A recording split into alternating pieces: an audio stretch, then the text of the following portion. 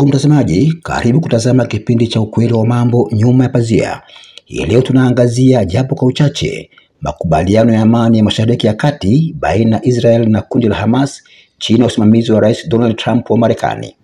Makubaliano ya awamu ya kwanza ya kusitisha mapigano na kubadilishana mateka, wafungwa na miili ya waliopoteza maisha yamefanyika kwa mafanikio makubwa baina ya Israel na Hamas. Na sasa dunia inatazama hatua zinazofuata katika mkataba huo, ikiwemo kundi la Hamas kusalimisha silaha na Gaza kuwa chini ya serikali ya baraza la mpito chini ya uongozi wa Rais Donald Trump wa Marekani na waziri mkuu wa zamani wa Uingereza Tony Blair kama msaidizi wake.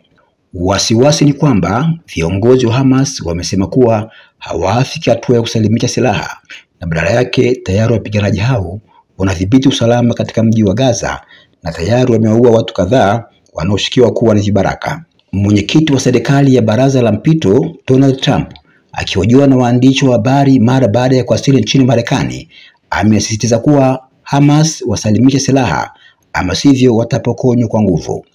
Katika hatua nyingine, baada ya mazungumzo kwa njia ya simu kati ya Rais Vladimir Putin na waziri mkuu wa Israel Benjamin Netanyahu na kupitia balozi wa Iran nchini Urusi, serikali ya Iran ilitaarifiwa kuwa Israel haitashambulia Iran tena, hatua ambayo viongozi wa Iran hawaamini kauli hiyo.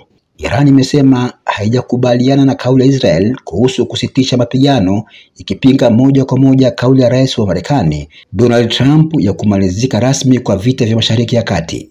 Waziri wa mambo ya nje wa Iran Abbas Araghchi alibainisha kuwa hadi sasa hakuna makubaliano rasmi ya kusitisha mapigano.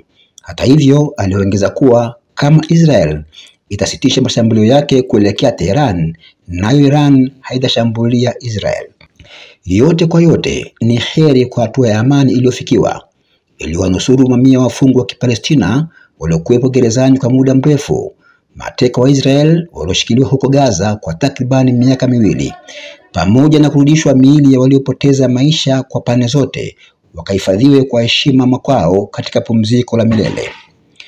Shukrani kutazama jukwaa la ukweli wa mambo nyuma ya pazia. Asante na kwaheri.